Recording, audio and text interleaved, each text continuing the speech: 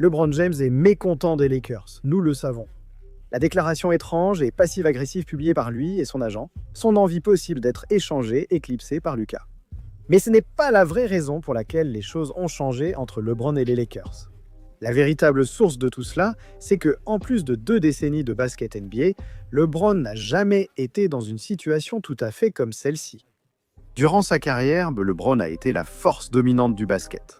Son super pouvoir en dehors du terrain a toujours été son influence.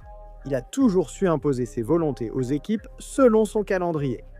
Il a essentiellement pris le contrôle de l'équipe parce qu'ils avaient tellement peur de l'influence qu'il avait sur eux.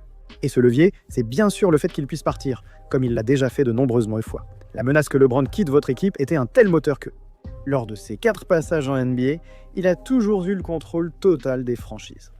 Même avec les Lakers, il signe des contrats courts, garde des options de joueurs et affirme en public qu'il reste libre en free agency.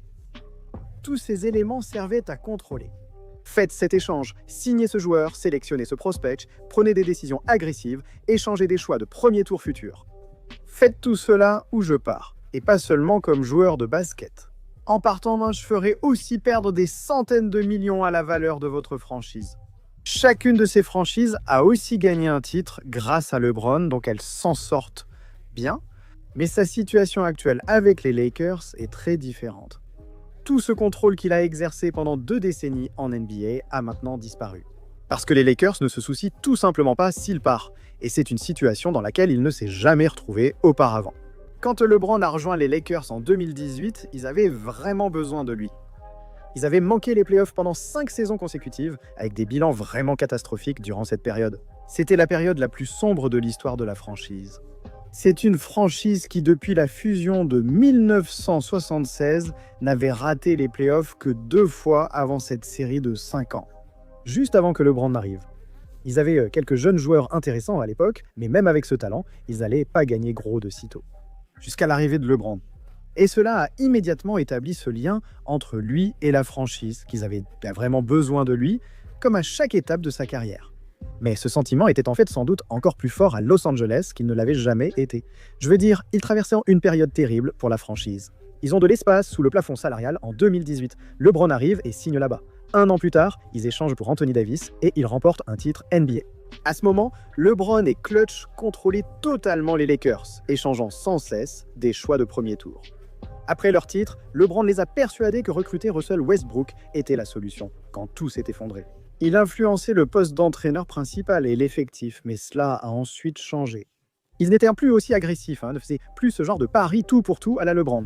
Puis ils ont échangé son pote de chez Clutch, Anthony Davis, aux Mavs contre Luka. C'est évident, c'est un super échange. Mais malgré tout, c'était clairement un changement par rapport à l'ère LeBron des Lakers, même si c'était une excellente affaire pour Los Angeles. Luka ne s'entendait pas avec LeBron et plaçait l'effectif dans une situation étrange. Tu sais ce qu'ils ont fait après l'échange pour Luka? Ils ont tout de suite échangé des atouts futurs pour le satisfaire. Ils refusaient d'échanger des choix de premier tour quand LeBron était là, mais l'ont fait aussitôt après. Recruter Luka pour avoir le joueur athlétique recherché, capable de finir les alley-oops, montrait que les Lakers de LeBron devenaient ceux de Luka.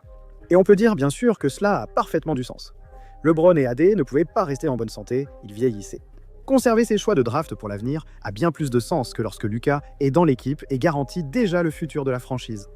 Mais indépendamment de ça, le plus important c'est que ça n'est tout simplement jamais arrivé, dans aucune des équipes précédentes de LeBron. À Cleveland puis Miami, la situation était claire. Il a poussé les Cavs à recruter ses vétérans chers, et ils l'ont fait. Et il y a eu certains mouvements qu'ils ont tout simplement refusé de faire, comme le fameux échange J.J. Hicks contre Amari Stoudemire. Cela ne s'est jamais produit, puis à Miami. Il a organisé la réunion avec Wade et Bosh, puis a influencé l'effectif au fil des années. Notamment en les poussant à drafter Shabazz Napier au premier tour, puis en partant en free agency peu après, avant de revenir à Cleveland la 2e fois. Il a été le moteur derrière l'échange pour obtenir Kevin Love, en échangeant le futur premier choix de draft Andrew Wiggins et d'autres mouvements. Et au final, il a quitté chacune de ses équipes. Ce n'est pas qu'ils aient cessé de faire ce qu'ils voulaient, mais ils pensaient avoir plus de chances de gagner ailleurs. Mais une différence clé entre ces situations et les Lakers, c'est simplement depuis combien de temps LeBron était là. Il a joué 7 saisons avec les Cavs, puis 4 à Miami et 4 autres à Cleveland. Il entame sa 8e saison à Los Angeles, sa plus longue période avec une équipe, ce qui pose quelques problèmes. Avoir LeBron dans son équipe peut simplement être épuisant. Il y a beaucoup d'attention, mais aussi une forte pression pour former une équipe capable de gagner le championnat. Je pense qu'on a constaté une certaine lassitude chez les Lakers ces dernières années. Ressentir cette pression constante de mettre l'avenir de la franchise en suspens pour essayer de pousser l'équipe à son maximum pour gagner tout de suite. LeBron devient moins capable de porter une équipe en vieillissant. C'est vraiment une situation difficile à vivre et cela pousse les Lakers à envisager de tourner la page. Et deuxièmement, comme je l'ai mentionné auparavant, c'est une raison importante. LeBron a quitté les Cavaliers après 7 ans, puis le Heat et encore les Cavaliers après 4 ans, cherchant de meilleures chances de gagner ailleurs. C'est sa responsabilité car à force de prendre des risques, on finit par en payer le prix. Et ensuite, LeBron passe à autre chose, comme il l'a fait à chacune de ses étapes précédentes. Mais pendant son passage chez les Lakers, cela ne s'est tout simplement pas produit. Tout d'abord, parce qu'il veut être à Los Angeles. C'était un grand attrait pour lui lorsqu'il a rejoint les Lakers au départ. Il voulait explorer d'autres horizons hors basket et avoir sa famille avec lui. Beaucoup de ses affaires y sont. Même si les Lakers avaient de jeunes talents et de la marge salariale. Plus tard, en échangeant pour Anthony Davis, ils ont pu ajouter une star à l'effectif. C'était très bien, mais si cela avait existé dans un marché plus petit qu'à Los Angeles, je doute que LeBron y serait allé. Ce n'est pas qu'il n'a pas rejoint les Lakers pour le basket, c'est juste que pour eux, être à Los Angeles a fortement influencé sa décision et explique en grande partie pourquoi il est resté. Il aime être un Laker, il aime être à Los Angeles. Et avec potentiellement seulement une année restante dans sa carrière à ce stade, partir ne semblait tout simplement pas en valoir la peine. Une autre raison, bien sûr, c'est que la NBA est tout simplement complètement différente aujourd'hui par rapport à l'époque où LeBron changeait d'équipe dans les années 2010, l'époque où les équipes économisaient de la masse salariale pour un été particulier en espérant qu'une star ou plusieurs stars décident de signer chez elles est en grande partie révolue. Il y a moins d'argent en free agency, ce n'est plus vraiment une stratégie viable pour LeBron, même s'il le souhaitait. Il n'y a pas eu de moment ces dernières années où il était logique pour LeBron de partir. Du moins pas de la même manière que cela avait du sens en 2010 et en 2014. Par exemple, quelle a été la grande destination de la free agency ces dernières années? Aurait-il été plus logique pour LeBron de quitter les Lakers? Avec Anthony Davis, les Lakers pouvaient rester compétitifs s'ils restaient en bonne santé. La grande spéculation sur la free agency de LeBron n'a finalement jamais eu lieu. Jusqu'à maintenant, lorsqu'il a publié cette déclaration étrange, toutes ces rumeurs circulaient, et LeBron avait en fait la possibilité de quitter les Lakers pendant cette intersaison. Mais il a choisi de ne pas le faire, malgré le fait qu'il soit clairement mécontent de la situation basket. En théorie, il aurait vraiment pu aller dans n'importe quelle équipe de la ligue qu'il voulait rejoindre. Rejoindre Kyrie et AD à Dallas, aller à Miami, Warriors, Clippers ou toute équipe. Mais il a choisi de ne pas le faire parce que, honnêtement, c'était surtout une question d'argent. LeBron devait refuser une grosse option de joueur pour être agent libre. Il n'aurait jamais gagné autant avec son nouveau contrat, donc il était resté à Los Angeles. Le plus drôle, c'est qu'il a rendu la situation étrange.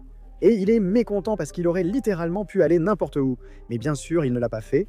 Puis sont apparues des rumeurs de transfert et des spéculations.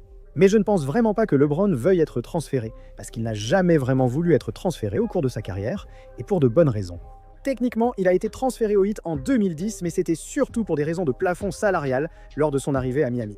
Mais en ce qui concerne par exemple une demande de transfert à la manière d'Anthony Davis, LeBron ne l'a tout simplement jamais fait.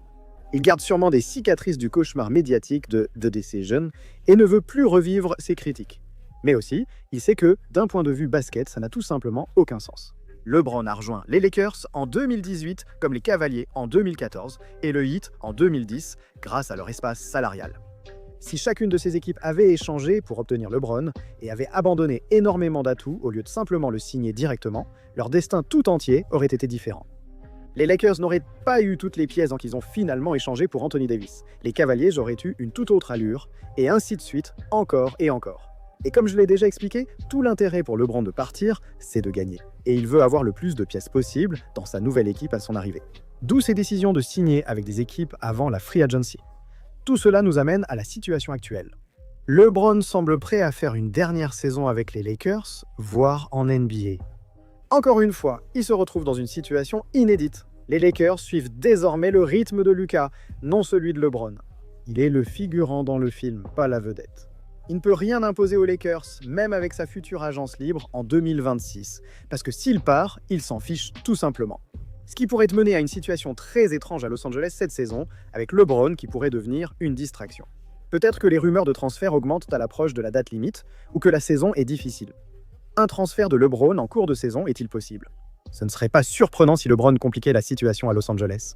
Il a déjà adopté une attitude passivement agressive en public avec d'autres équipes auparavant. Il est déjà une distraction et pourrait vraiment influencer la saison des Lakers s'il le souhaitait. Cela annonce peut-être la saison la plus unique de la carrière de LeBron. Il n'est plus le joueur clé, mais fait presque une tournée d'adieu cette saison. Il pourrait encore jouer l'an prochain et devenir un agent libre, recherché en 2026. Mais les Lakers ne s'en soucient pas vraiment. Il a aussi Luka Doncic dans son équipe, ce qui est peut-être le plus fou, même si son duo avec Luka n'est pas aussi parfait qu'avec AD. Si tu veux gagner un titre à Los Angeles et que l'équipe s'investisse, alors qu'il te reste 1 ou 2 ans, n'est-ce pas le type de mouvement que tu aimerais pour ton équipe, échanger pour Luka Doncic? C'est le plus grand échange d'une équipe de LeBron. C'est incroyable que les Mavs aient osé cet échange, qui a profité directement à LeBron et aux Lakers. Et même si l'effectif autour de Luka n'est pas parfait, ce n'est pas comme s'il avait 20 ans. Les Lakers vont faire des mouvements pour gagner autour de lui, de la même manière que les équipes faisant des ajustements autour de LeBron à son apogée pour essayer de gagner. Et ça devrait fonctionner, mais après 2 décennies à être le gars, à tout diriger, à tout contrôler. Évidemment, la transition des Lakers de LeBron aux Lakers de Luka a été difficile pour LeBron. S'il parvenait à réussir, cela offrirait une belle fin à sa carrière. Mais il se pourrait que ce soit un ajustement qu'il n'est tout simplement pas prêt ou pas capable de faire.